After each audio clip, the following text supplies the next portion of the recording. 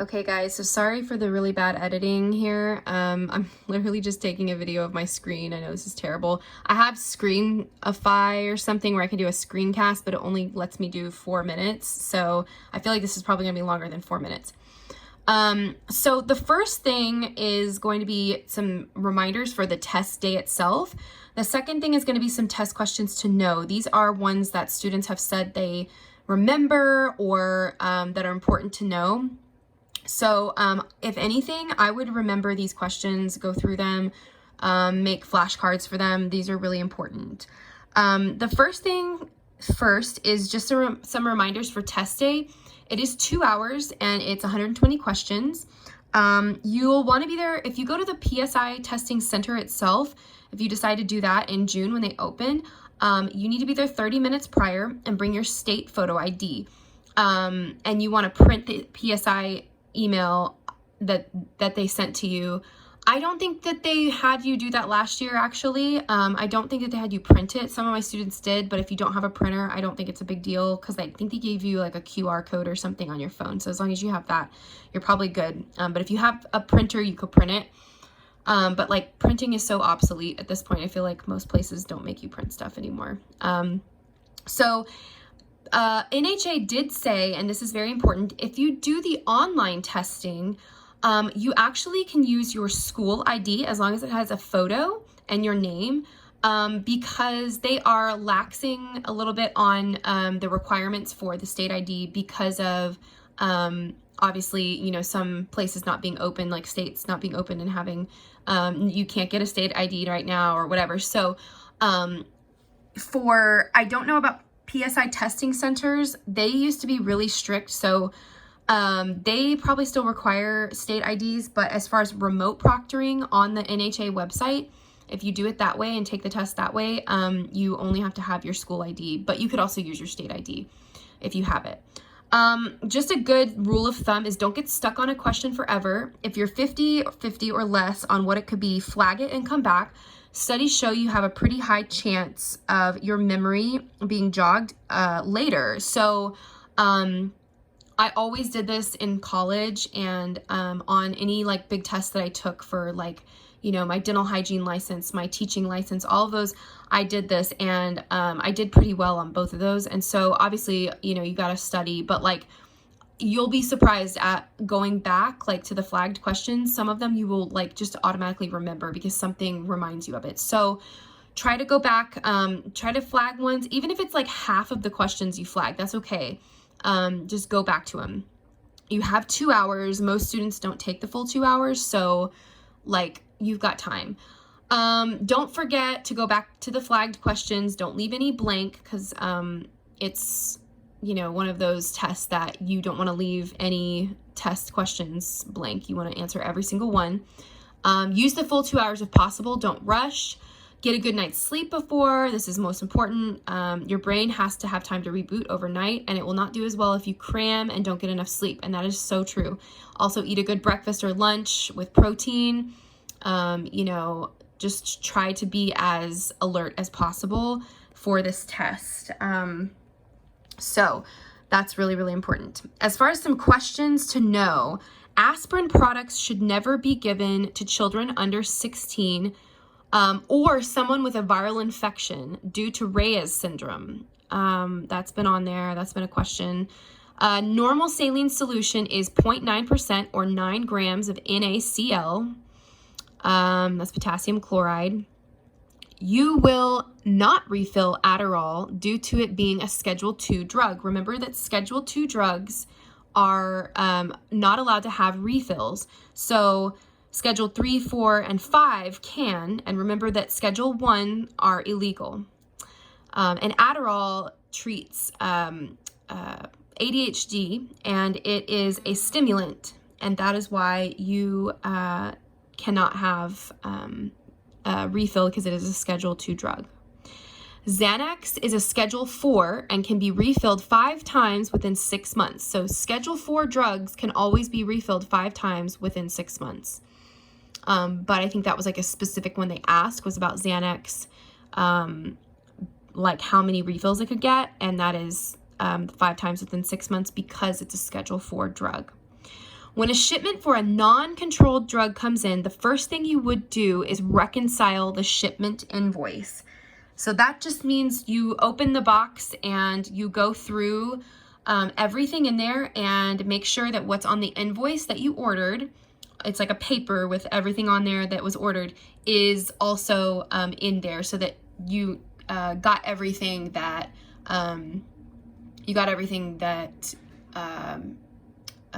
that you had ordered, okay?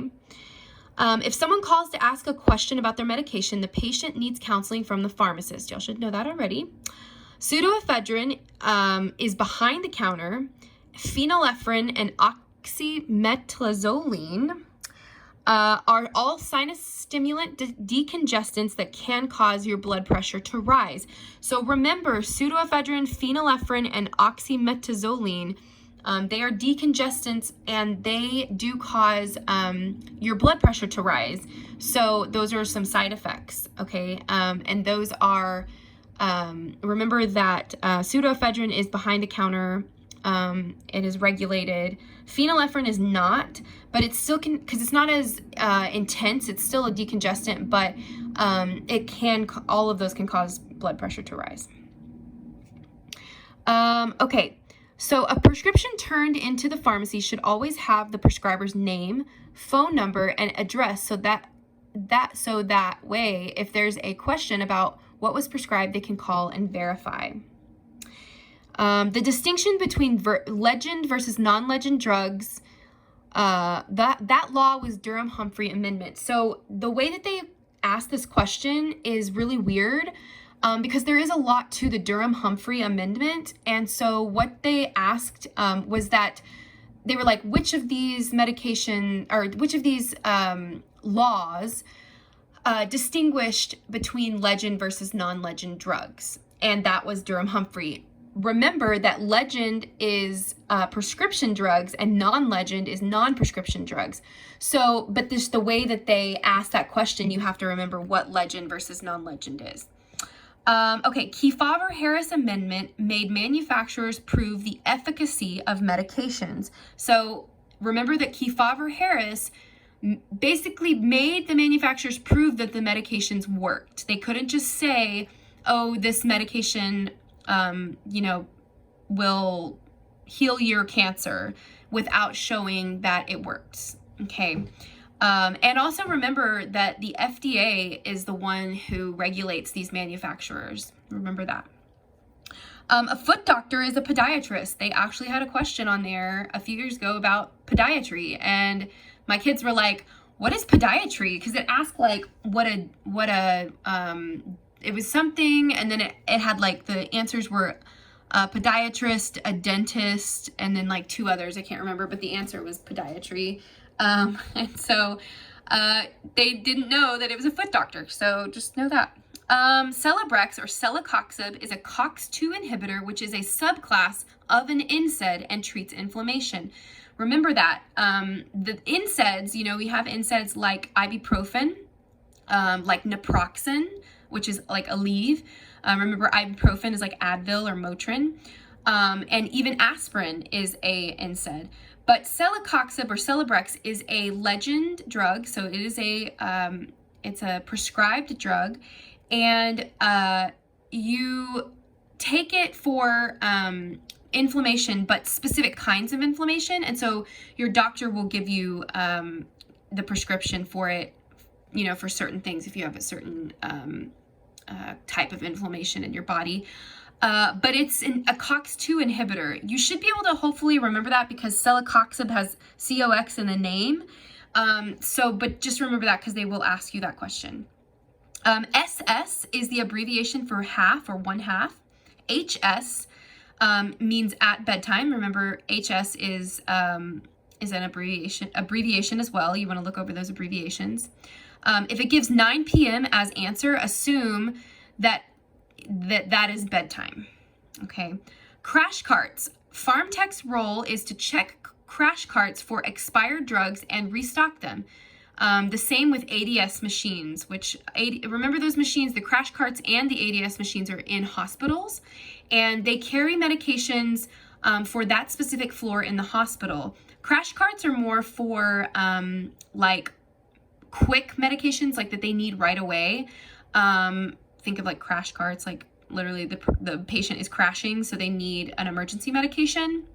But some of those have to be made prior to the day or whatever. So the pharmacy tech has to check that and make sure that they have the medications that they need. Avoid sun exposure if taking trentinoin,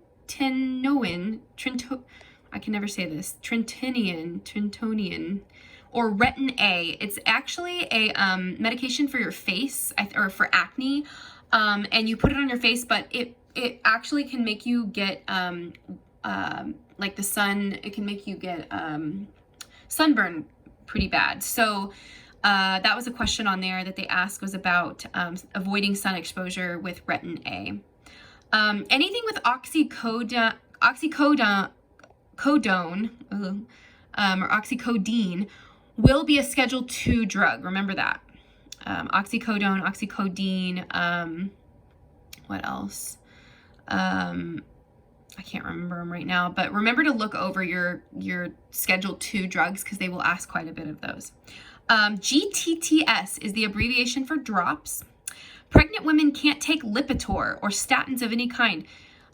They can't take NSAIDs, but they can take antibiotics and Tylenol. So this is one important question. They ask, which of the following is a contraindication of pregnancy?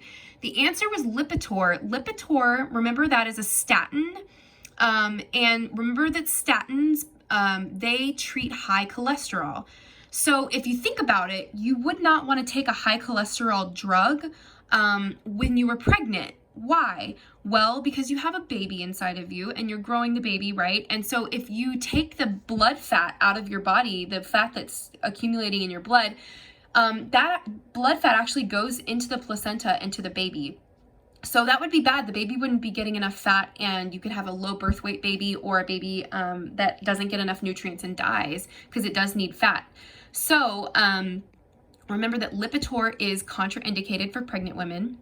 Another one is NSAIDs. Pregnant women cannot use NSAIDs of any kind. And then they can take antibiotics, and they can take Tylenol. So those two are ones that are appropriate for pregnant women to take per their doctor's orders. You're going to want to use filter needles with ampules. Remember the ampules, the ones we broke open, the little glass, one-use little glass vials. You want to use a filter needle with those. Remember that the filter needle filters out any glass that might come in contact with the liquid that's inside, and you obviously don't want to put any glass into your patient's veins. That would be really bad. No conversions of milliliters to ounces. So look at that. Medicaid and Medicare requires the use of tamper-proof prescription pads. That's another question that they'll ask you. Medication recalls know how to differentiate. So look at the different recalls. There's 1, 2, and 3. I think I have to look at that again, but there's different recalls. Basically, some of them are just like if there's a problem with the packaging, it's not that big of a deal. But if there's an actual recall on the medication itself, it's a big deal. So look at those. MedWatch reports or reporting adverse drug reactions. So if you have an adverse reaction to drugs or a drug that you took, prescription or over the counter, you can put in a MedWatch form online, or even like pharmacists or pharmacy techs can also put them in, but it's open to the public as well. Extemporaneous repackaging is the on-demand preparation for a medication product according to prescriber's formula or recipe. This was a question that they asked. It was basically on extemporaneous repackaging, like what that was. So you need to know that. IV piggybacks, no, it's an intravenous injection. Basically, you just need to know that it goes into the body as an IV. Amber colored bottles protect the stability of a medication through protection from light exposure. Remember, that's why bottles in the pharmacy are usually a different color. They're an amber color, kind of an orangey brown. That is because of stability of the medication. Remember, especially with liquids, that when you change a solid to a liquid, the stability changes. But sometimes light can actually change the stability of a medication as well. So you will want to make sure that you know about amber colored bottles and stability of medication and light exposure. That light exposure can mess with the stability of a medication. So you want an amber colored bottle. Disposing of a needle, recap and dispose in red biohazard sharps container. Anticoagulant stops or helps blood clots. That was one question they asked, was like, if a person has a blood clot, what kind of medication might they take? And that would be anticoagulants, because it helps keep the blood from coagulating. It can also be called a blood thinner. Lexapro treats depression, so know that. Use alcohol to clean any surface where penicillin or sulfa might have touched due to contamination and allergic reactions for many people. Remember, this is important. Penicillin and sulfa are probably the two drugs that have the most allergic reactions of any drugs. And so that's why you cannot put them in ADS machines, because if you put them in there and then somehow there's cross-contamination that happens and someone who is allergic, even the littlest, slightest bit gets on something else and gets to them, they could die, and then they can't really trace it back to like what it was. That's the same thing with like the cell at Walgreens. I know you guys had used that before. Maybe some of y'all had used that. The cell actually, you cannot put sulfa drugs or penicillin in there as well, because it can, if you put someone else's medication in there and then it touches that surface and gets on that other medication, it can cause an allergic reaction for somebody. So sulfa and penicillin, those two you have to be very careful with. Common antihistamine, Benadryl or diphenhydramine. It's a common antihistamine, which means it helps with allergies. And it can cause drowsiness. Okay, so remember that that is that's a side effect. Some people actually take it for sleeping. If you look at the sleep drugs, like the over-the-counter sleep drugs, a lot of them have diphenhydramine in them as the main component, but it is antihistamine as well. Remember that some other antihistamines are things like Claritin or Zyrtec. Those are all antihistamines as well. But I think Claritin and Zyrtec actually don't have drowsiness as a side effect, which is why you can take it during the day. A suspension liquid should have an auxiliary, that should say label, not cable, auxiliary label that says shake well. Hand washing should be a minimum of 20 to 30 seconds.